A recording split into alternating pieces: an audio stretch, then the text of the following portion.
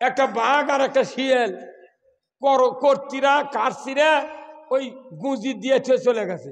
বাঘ আবার ওর উপর উঠে বসে আছে, হুট করে পায়ের ভর লেগে গুঁজি গেছে পড়ে, কিন্তু ওর নিষ্কের তবিল টাকাতে শিবের মধ্যে ঢুকিছে। কথা কয় না রে? যখন ঢুকিছে একটা গরিব ফকির মানুষ আসে ওর মধ্যে যাচ্ছে, তখন ফকির ডাক দিছে, ও বুড়া বেটা এটি আসো, তো এটি আসো, আমাকে না বাঁচাও।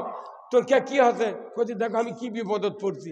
তখন ফকির আমার ওই গুঁজি লিয়া কুড়াল দিয়ে বাড়ি মারছে, ওই বার হয়ে গেছে, বার হয়ে নামেই করছে তোক খামু। তখন বুড়া কথা, বাবা এখন দুপুরের সময় বারে আমি ভাত খাইনি, এনা খাওয়া দাওয়া করি, আর একটা বিচারক আমি ডাকি, তুই খাবু খা, আমার আপত্তি নেই। তো কোথায় বিচার কে করবি? কোথায় একটা শিয়াল পুণ্ডিতক ডাক দি। শিয়াল পুণ্ডিতক ডাকতেছে, তোর বিচার করছে। এই কি হচ্ছে? ফকির করছে এই ঘটনা ছিল, আমি ওকে ছাড়িয়ে দিছি, তুই এখন আমাকে খাবি। যে শিয়াল করছে, শোন, এর বিচারের রায় এত সহজে দেওয়া যাবে না, উই কিভাবে আটকে আসছিল আগে অঙ্কে দেখা লাগবে। কথা কয় না রে? তখন ওই বাঘক কষে, তুমি আবার ওঠো, কিভাবে আটকে গেছিল সেটা আগে আমি দেখি। বাঘ উঠে বসছে, তবিল ওর মধ্যে গেছে, ওই খিল দিতে ফাইলে আবার আটকে গেছে। তখন ফকির করছে দুই থাপ্পড়, শিয়াল করছে তো কথা কর। সে আবু জাহেল করছে নেতারা, যে তুমি কিভাবে ফেলে দিবে চাইছিলে, আমাকে ওখানে দেখাও, কি বিপদ ফেলে দিচ্ছে তাকে। আবু জাহেল সোজা দাবার লাগছে, ওর মধ্যে পড়ে গেছে, সিন আঠাত খুলিছে। এখন এই জনগণ তোলার জন্য দড়ি নেমে দেয়, যতই নেমে দেয় ওই খালি নিচেই যায়, ওই খালি কয় আরে এক হাত দে রে, এক হাত জোড়া দিয়ে কয় আরে 1.5 হাত দে রে। এ করতে চলে তো করছে, ভাই আমাকে আর তুলে পারবো না, আমার ভাসতে এক ডাক দে। আবার রসুলক ডেকে লেচ্ছে, ভাসতে তুই খালি তুলে, আমি এখনই কালমা পড়বো। রসুল্লাহ কথা, তুমি তো মেলাবার আমার মিশা কথা করছিলে, একদিনও পড়নি, আর সত্যি পড়বে? বলছে হ্যাঁ। রসুল আছে বিসমিল্লাহ হাত দিছে, একে হাতে হাতও বাঁধে। ওঠার পর করছে, তুই আচ্ছা যা দুঃখর রে, আমার করুক দিয়ে বিয়ে পড়ে নাই, বুঝছেন? হুজুর করুক দিয়ে বিয়ে পড়ে নাই, আজান দিয়ে লাই, জানাজা করে লাই, ইমামতি, রোজার তারাবি, কুরবানি জবর সব করে লাই, কিন্তু আমরা যখনই কোরআনের কথা কই তখনই কই এক ধর।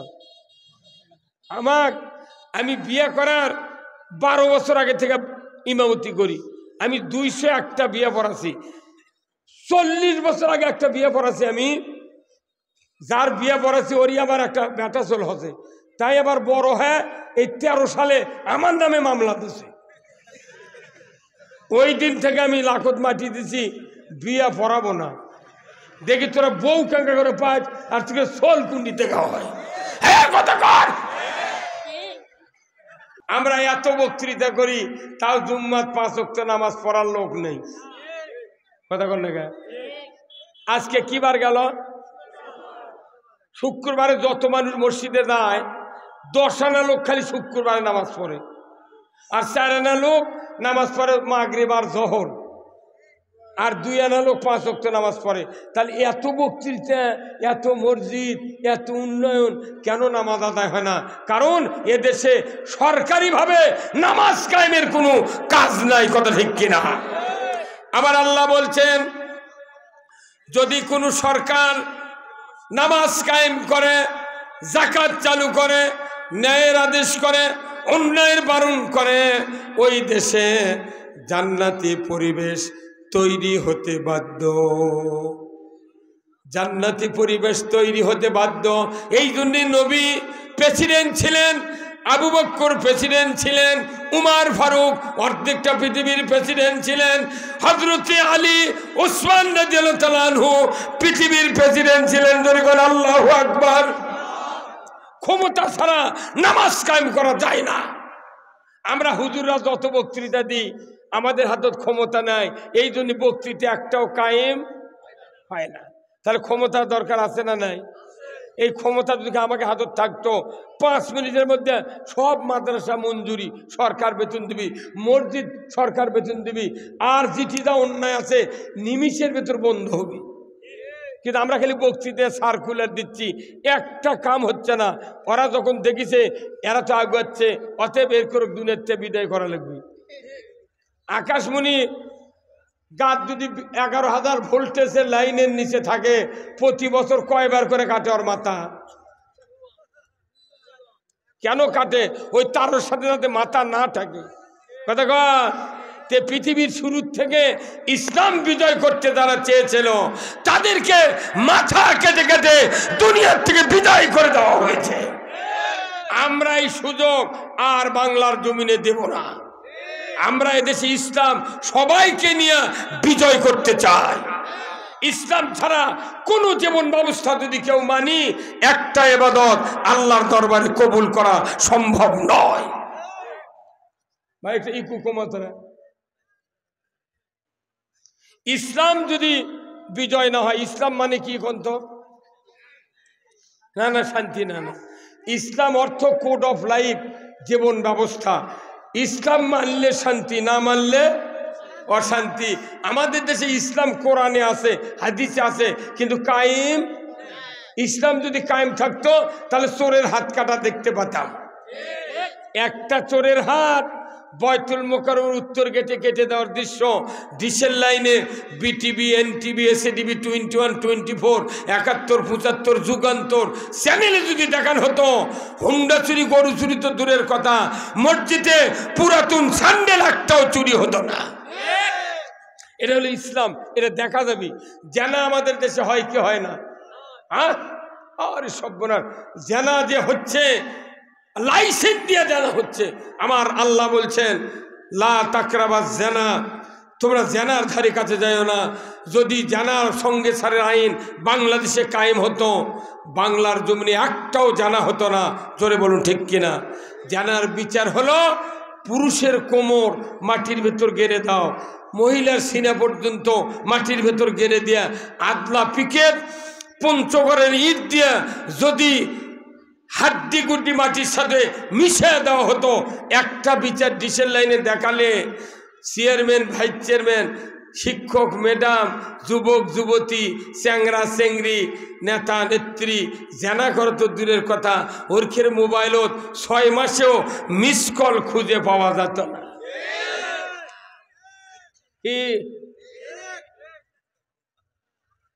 এই জানার সঙ্গে ছাড়া আইন যদি চালু করা হলো হয়নি, তাহলে হামন আঙ্কেলের কাছে 4-5 জন থাকলে হয়নি, ওই বেটাকে একদিন গুঁজো করে ধরে পাথর মারে। আমরা এগুলো করে না, কিছু জানেন? ওরাই নষ্টি ফষ্টি করবে, পারবেন দেখা আইন কায়েম করে। কি বুদ্ধি ভাই, এই আইনগুলা দেশে কায়েম করা লাগবে। এই জন্য কোরআন আছে, কথা ঠিক কিনা? জেনা, চুরি, আর একটা হলো আমাদের দেশে যখন চুরি চারটাল হয়, দেখবেন থানার থেকে ওসি এসে কয় আপনারা বিট পাহারা দেন, গায়ে গায়ে পাহারা দেন। তখন 15 জন করে গায়ের মধ্যে 10টার থেকে 3টে পর্যন্ত রাত্রে ঘুরির চার করছে, জাগো হে জাগো। কোরআন হাদিসের কোথাও নাই কথা, কোথাও নাই কথা। আইন কায়েম হবে, দরজা খুলে দিয়ে মানুষ হবে, কাউরো বাড়িতে চুরি হবে না। এটা কার কথা? ওই কাম না করে, ওই কাম যদি করে যারা দুর্নীতি করে, চুরি করে, টাকা পড়ার হক নষ্ট করে, তাহলে হাত খারাপ হয়। একটা হাত যদি কাটা হলো নি, জীবনে কেউ দুর্নীতি করতো না।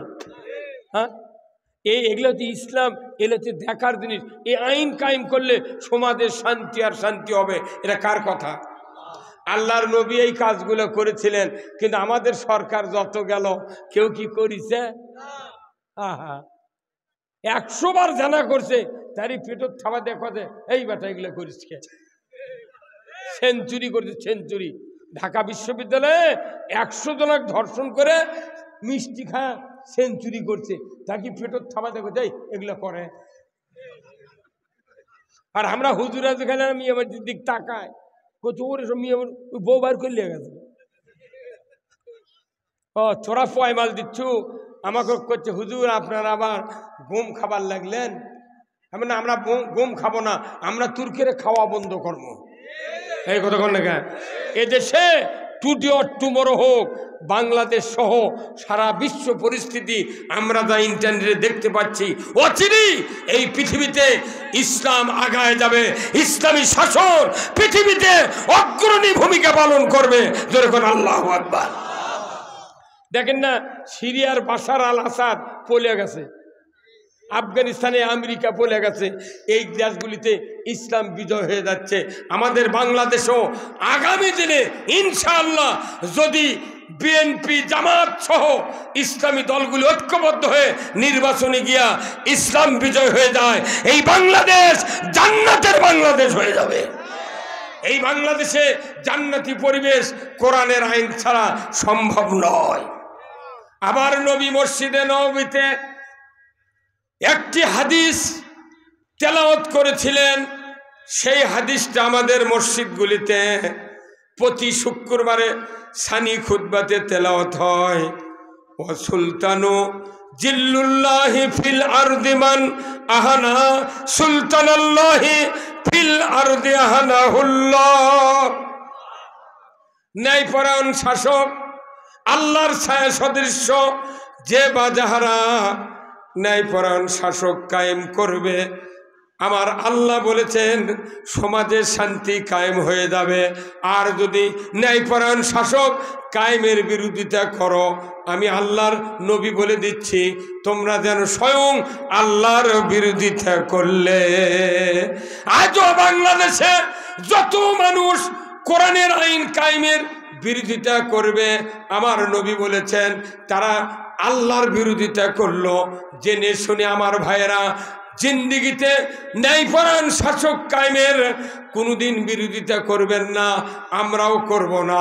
এদেশে যদি ইসলাম বিজয় হয়, আমার দেশের মহিলা, হিন্দু, বৌদ্ধ, খ্রিস্টান, পুরুষ, মুসলমান কোনো ধর্মের লোকের সারেনার ক্ষতি হবে না, বাংলাদেশে শান্তি কায়েম হয়ে যাবে। জোরে কন্যা আল্লাহু আকবার। এই শান্তি আমরা চোখে দেখতে চাই। মদিনার সাহাবীরা এই শান্তি চোখে দেখেছিলেন, যার কারণে 30 বছর ওই খেলাফত কায়েম ছিল।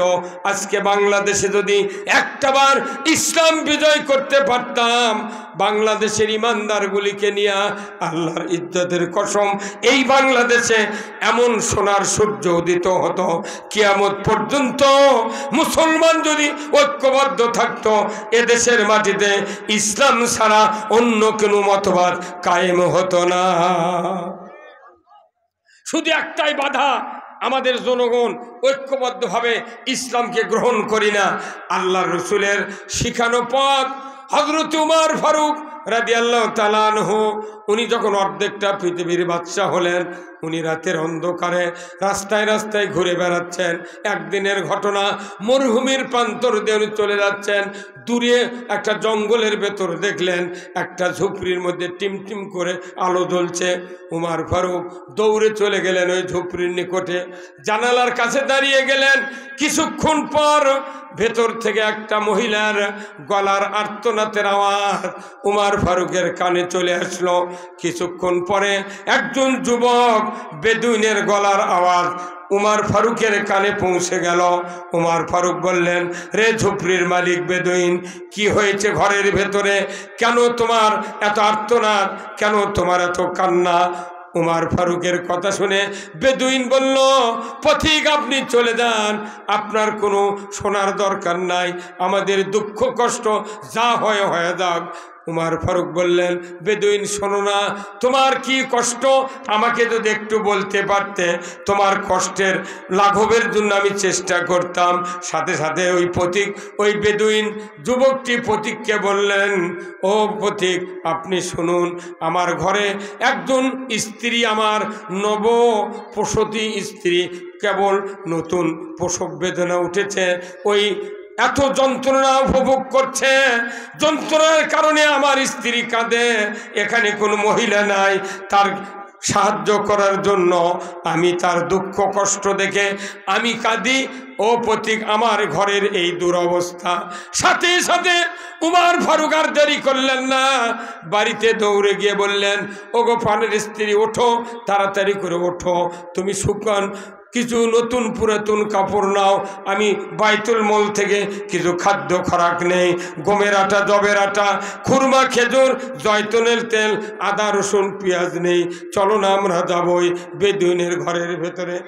দুইজন স্বামী স্ত্রী মরুভূমির পথ ধরলেন, মাঝখানে গিয়া বললেন, ওগো পানের স্ত্রী, খবরদার খবরদার, আমি যে খলিফা, তুমি যে খলিফার স্ত্রী, ওই বেদুইনকে তুমি পরিচয় দেবে না, কোনো আমাদের কথা বলবে না। কেন? আল্লাহর নবীর সাহাবী উমর ফারুক বেদুইনকে বললেন, রে বেদুইন, তুমি বাড়ি থেকে বেরিয়ে যাও, একজন মহিলা এনেছি তোমার স্ত্রীর সে হেল্প করার জন্য, সাহায্য করার জন্য। সাথে সাথে বেদুইন বাহিরে গেল। উমর ফারুকের স্ত্রী ভেতরে ঢুকলেন। শিক্ষিত হাতের স্পর্শে সন্তান ডেলিভারি হয়ে গেল। এত সুন্দর ফুটফুটে চাঁদের মতো সন্তান। উমর ফারুকের স্ত্রী দেখি চিৎকার করে বললেন, রে বেদুইন, রে বেদুইন, তুমি খলিফাকে সংবাদ দাও, তোমার স্ত্রী গর্ভ থেকে একটা পুত্র সন্তান জন্ম নিয়েছে। এইবার বেদুইন খলিফার কথা শোনা মাত্রই কলিজার ভিতরে ভূমিকম্প শুরু হয়ে গেছে। আমাদের বাংলাদেশের খলিফা মানে কেসি ফিতা দিয়ে যারা কাপড় কাটে, ধরে বলুন ঠিক কিনা? আর সৌদির খলিফা মানে উমর ইবনুল খাত্তাব। বেদুইন বুঝতে পেরেছে খলিফা মানে উমর। এত গভীর রাত্রে তোমার এই কাজ করেছেন, সর্বনাশ। আমি প্রতীক ভেবে উমরকেই খবর দিয়েছি, হায় সর্বনাশ। দৌড়ে চলে গেলেন বাহিরে, বললেন, খলিফা আপনি কোথায়? একটা খুরমা খেজুরের গাছের নিচে দাঁড়িয়ে খলিফা উমর বললেন, আমি এই জায়গায়। এইবার বেদুইন উমর ফারুকের মুখের কাছে মুখ লাগায় দিয়ে বললেন, দেখলেন বাস্তবিকই উমর ফারুক পায়ের উপর লুটিয়ে পড়ে উমরকে বলছেন, ওগো আমিরুল মুমিনিন, আমি ভুল করেছি আপনাকে আমার বাড়ির তথ্য দেয়া। ও আমিরুল মুমিনিন, আমি ভুল করেছি, আপনি দয়া করে আমাকে মাফ করুন, এই খবর আপনাকে দেওয়া আমার ঠিক হয় নাই। পায়ের উপর লুটিয়ে পড়ে গড়াগড়ি কাঁদে আর খলিফার কাছে মাপ চায়।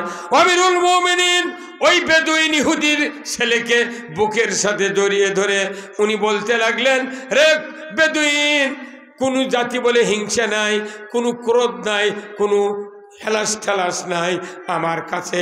এটা নবীর শিক্ষা, ইসলামের শিক্ষা, এটা দিন, এটা ধর্ম, এটা জাতির সেবার জন্য আল্লাহ আমাকে দায়িত্ব দিয়েছেন। তবে শোনো রে ও বেদুইন, তোমার কষ্ট শুরু হওয়ার আগে আমি খবর দিতে পাই নাই, তোমাকে সাহায্যের হাত বাড়ায় দিতে পারি নাই। এই জন্য আমার যে অপরাধ হয়েছে, কিয়ামতের দিন আমাকে আসামির কাঠগড়ায় দাঁড়াতে হবে। দয়া করে তুমি আমাকে মাফ করে দাও। উল্টা মাফ চাচ্ছে সরকার। আর এখন সরকার হাজার হাজার মানুষ মারে, তাও কয় না এখনো বাংলাদেশ ভালো হয়নি, আরো মারো। কি কথা কোন দেখা, কি তেলবাজি করে, আরো মারো। শেখ হাসিনা পাম দিতে দিতে হজরত শেখ হাসিনা করছে, এই কথা কোন দেখা। এই দেখ ইয়া বাগমারা হুজুরক 15 আগস্টের মিলাদের দাওয়াত দিছে, দিয়া ওই হুজুরক কথা তুমি এক বঙ্গবন্ধুর পরিবারের জন্য দোয়া করো। ওই ব্যাখ্যা হুজুর করছে কি, মাবুদ বঙ্গবন্ধুকে যারা সপরিবারে হত্যা করেছে তাদেরকে জান্নাতুল ফেরদৌস দিয়ে দাও। কি বদমাইশ রে, আমার মতো লোক থাকলে খুঁচাই পড়তো নই, বদমাইশ। রৌমারীর শিক্ষামন্ত্রী প্রতিমন্ত্রী উনি মোনাজাতে বলছেন, আল্লাহ বঙ্গবন্ধুকে জাহান্নামের সর্বোচ্চ স্থানে জায়গা দাও। এগুলো দোয়া দিয়ে তোরা করলু, এগুলো যদি কবুল হয়ে যায় আমাকে কোনো দোষ আছে কত কোন। আবার শেখ হাসিনা এই সরকারের থেকে বিদায়ের 2-3 মাস আগে কথা, আমার দলের লোকেরা আপনারা একটু আল্লাহ আল্লাহ করেন, আপনারা আল্লাহর কাছে দোয়া করেন, আল্লাহ জানি বাংলাদেশ খুনি আর জালেমের হাত থেকে বাঁচায়। আমি তখনই করছি, আমি ওরই দোয়া কবুল হয়ে গেছে কথা কোন না। বাংলাদেশের কোনো মানুষের দোষ নাই, তুই দোয়া করছিস ওটাই হবে কথা কোন না। তোকে তো কেউ তারায়নি, তুই দোয়া করছু, ওই দোয়ার অ্যাকশনে তোরা পলে গেছু। কথা কন না মিয়া, যাই কুয়া করে তাই কোনো কুয়া পরে। কথা কর। আল্লাহ রসুল একদিন বাড়িতে আছে, আবু জেল দিয়ে পারছে ওর বাড়ির লোকজন যা মোহাম্মদ ডেকে লিয়াত, ওই করছে কি সদর রাস্তার কুয়া খুঁড়িছে, খুঁড়ে ওর উপর একটা পাটি পারে দিতেছে। কি পারে দিছে? পাটি পারে। ওই সোজা আসবে লেগে মোহাম্মদ পরে দেবি, ওটি চাপামাতি দিবি। এটা হচ্ছে আবু জেলের চিন্তা। কিন্তু মোহাম্মদ সাল্লাল্লাহু ডাক্তারের কাছে আসিচ্ছে, আসছি ওই কানে কানে জিবরাইল পাঠিয়ে জানলা যা কোগে ওই পাটি রেখে ধার দিয়ে দান যায়। কি কথা রে? রসুল কষে পাটির ওই ধার দিয়ে তুমি যাও, কারণ ভেতরে গর্ত আছে, ওই দিক দিয়ে গেছে। আবু জেল চিন্তা করছে এইবার যাই ধার দিয়ে আলো, যাওয়ার সময় মধ্যে দিয়ে দেবে। পরে আবার জিবরাইল যখন রসুল যখন ঘাটা ধরছে তখন করছে হুজুর আপনি ওই বাঁয়ে ধার দেখে চলে যান। ওই পড়েনি। তখন ওই লোকেরা করছে যে কি জন্য ডাকিছিলেন মোহাম্মদ, কোনো তো কাম করলেন না। করছে পারে যা ডাকো শোনো, কি করছিলেন? করছি এটি গর্ত খুঁড়েছি, মনে করতো সোজা আসবি, ওটি পরে দেবে। তখন ওই ওর লোকেরা করছে নেতা তাহলে কিভাবে পরে গেল তুমি না দেখাও। ওই যে একটা বাঘ আর একটা শিয়াল কর্তিরা কারছিরা ওই গুঁজি দিয়ে চলে গেছে। বাঘ আবার ওর উপর উঠে বসে আছে, হুট করে পায়ের ভর লেগে গুঁজি গেছে পড়ে, কিন্তু ওর নিষ্কের টেবিল টাকাতে শিবের মধ্যে ঢুকিছে। কথা কয় রে? যখন ঢুকিছে একটা গরিব ফকির মানুষ আসে ওর মধ্যে যাচ্ছে, তখন ফকির ডাক দিছে, ও বুড়া বেটা এটি আসো, তো এটি আসো, আমাকে না বাঁচাও। তোর কি হচ্ছে? বলছি দেখো আমি কি বিপদত পড়ছি। তখন ফকির আবার ওই গুঁজি লিয়া কুড়াল দিয়ে বাড়ি মারছে, ওই বাড়ি হয়ে গেছে, বার হয়ে নামেই করছে তো খামু। তখন বুড়া কথা বাবা এখন দুপুরের সময় বারে আমি ভাত খাইনি, এনা খাওয়া দাওয়া করি, আর একটা বিচারক আমি ডাকি, তুই খাবু খা, আমার আপত্তি নেই। তো কোথায় বিচার কে করবি? কোথায় একটা শিয়াল পুন্ডিতক ডাক দি। শিয়াল পুন্ডিকে ডাক দিছে, তোর বিচার করছে। এই কি হচ্ছে? ফকির করছে এই ঘটনা ছিল, আমি ওকে ছাড়িয়ে দিছি, তুই এখন আমাকে খাবি। তো শিয়াল করছে শোন, এর বিচারের রায় এত সহজে দেওয়া যাবে না, উই কিভাবে আটকে আসছিল আগে অঙ্কে দেখা লাগবে। কথা কয় না রে? তখন ওই বাঘক কষে তুমি আবার ওঠো, কিভাবে আটকে গেছিল সেটা আগে আমি দেখি। বাঘ উঠে বসছে, তবিল ওর মধ্যে গেছে, ওই খিল দিতে ফাইলে আবার আটকে গেছে। তখন ফকির করছে দুই থাপ্পড় দে, শিয়াল করছে এটা তো কথা কর। সে আবু জেল করছে নেতারা যে তুমি কিভাবে ফেলে দিবে চাইছিলে, আমাকে ওখানে দেখাও, কি বিপদ ফেলে দিচ্ছে তাকে। আবু জেল সোজা যাবার লাগছে, ওর মধ্যে পড়ে গেছে, সে আঠাত খুঁড়িছে। এখন এই জনগণ তোলার জন্য দড়ি নেমে দেয়, যতই নেমে দেয় ওই খালি নিচেই যায়, ওই খালি কয় আরে এক হাত দে রে, এক হাত জোড়া দিয়ে কয় আরে 1.5 হাত দে রে। এ কথা তো করছে ভাই আমাকে আর তুলে পারবো না, আমার ভাসতে এক ডাক দে। আবার রসুলক ডেকে লেচ্ছে, ভাসতা তুই খালি তুলে আমি এখনই কালমা পড়বো। রসুল্লাহ কথা তুমি তো মেলাবার আমার মিশা কথা করছিলে, একদিনও পড়নি, আর সত্যি পড়বে? বলছে হ্যাঁ। রসুল এসে বিসমিল্লাহ হাত দিছে, একে হাতে হাতও বাঁধে। ওঠার পর করছে তুই আচ্ছা যা দুকান রে, আমার করুক দিয়ে বিয়ে পড়ে নাই, বুঝছেন? হুজুর করুক দিয়ে বিয়ে পড়ে নাই, আজান দিয়ে লাই, জানাজা করে লাই, ইমামতি, রোজার তারাবি, কুরবানি জবর সব করে লাই, কিন্তু আমরা যখনই কোরআনের কথা কই তখনই কই এক ধর। আমি বিয়ে করার 12 বছর আগে থেকে ইমামতি করি, আমি 201টা বিয়ে পড়াছি। 40 বছর আগে একটা বিয়ে পড়াছি আমি, যার বিয়ে পড়াছি ওরই আমার একটা বেটা চল হচ্ছে, তাই আবার বড় হ্যাঁ এই 13 সালে আমার নামে মামলা দিছে। ওই দিন থেকে আমি লাখত মাটি দিছি, বিয়ে পড়াবো না। দেখি তোরা বউ কাঙ্কা করে পাঁচ আর থেকে সোল কুন্ডি থেকে হয়।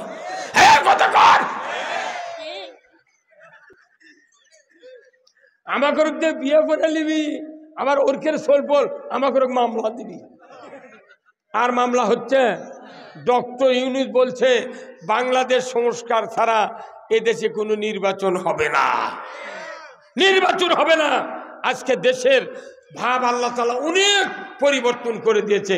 আমার মতো মানুষ 47-46 বছরে বক্তৃতা করি ভাই, 15টা মামলা দিয়ে 32 লাখ টাকা খরচ করে হাইকোর্ট থেকে মামলা জামিন নিয়ে যাচ্ছি। তাও এলাকার লোক কয় না হয় জেল খাটা সুন্নত, তে চক মাই করে দিয়ে থুয়ে আসবো, চরে এত বড় সুন্নত বাদ দেবো কে? 5 দিন থাকলে বোক মা করে রাখবো।